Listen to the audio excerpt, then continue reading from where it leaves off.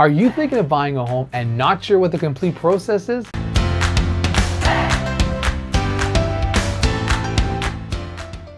After watching this video, you're going to learn everything there is to know about the home buying process here in Canada. Number one, find an agent. Now, with finding an agent, it is very important to find someone who's going to represent your best interests, who's going to be very diligent, provide you with up-to-date information as to how the process is going to go, who's very knowledgeable in the market and the region you're going after, who can position you for success and be able to provide you all the information needed to proceed forward. At the end of the day, we don't want to work with someone who has only their own best interest of what commission they're going to receive at the end of the sale. Number two, pre-qualification. With pre-qualification, this can very much be a 1 or 2 depending on who you're working with. You can work with someone who your real estate agent works with, or you can find your own mortgage specialist.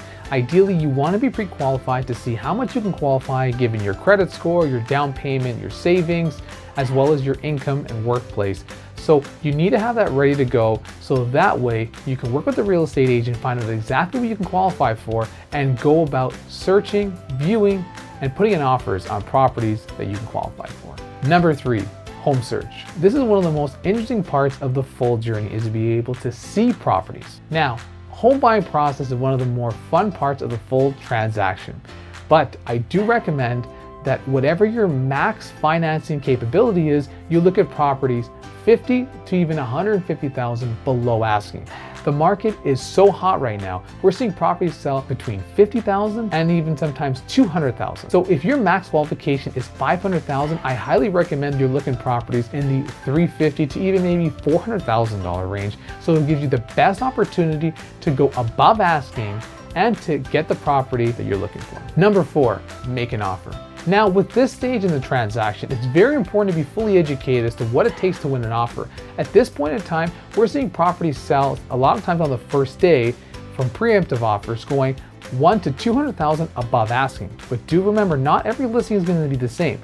Some listings or some sellers are going to want to give other people an opportunity to have a shot at the property. So there'll be an offer night, usually about a week to a week and a half after the property first enters the market, and gives an opportunity for a bidding war, having many bids, go all in, essentially to acquire the property for whoever the buyer is. So something to be totally mindful of when going into putting an offer into a property that makes sense is the full strategy needed to be successful given where the market's at. Now, the way things are going, people are going all in with firm offers with no conditions. So this includes no appraisal, no financing, no status certificate, no inspection. They're going all in, throwing all their marbles in. And once the listing site obtains the deposit, that's it. There's no backing out. That is officially your home unless you're not able to receive financing.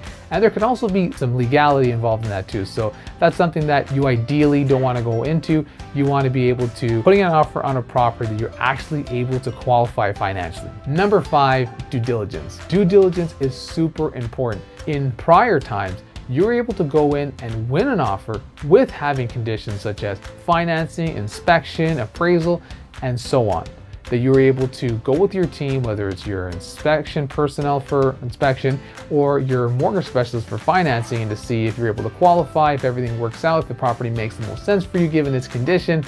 But of course, that's not necessarily a card nowadays. So essentially for due diligence, you want to make sure that of course you have, if you can, have those professionals work in your best interest to find out if this property makes sense, but also work with a real estate lawyer who is very knowledgeable, who can look at the title and make sure that you're receiving a title in good standing order with no liens or anything else that could cause any obstruction at all to home ownership where you would have to pay that on. If there's some sort of an obstruction like a lien or an encroachment, that's something that you may have to actually pay the monthly fees for something that the prior homeowner had taken on. So that's something to be very mindful to have a very good lawyer represent your best interests. Here we are, closing. If you're able to receive financing, then that means essentially the seller gets paid their money and you now have a new home. And I highly recommend that you guys go about planning out the moving process, either hiring a team, having family, renting a van, and doing everything needed to make the move-in day smooth.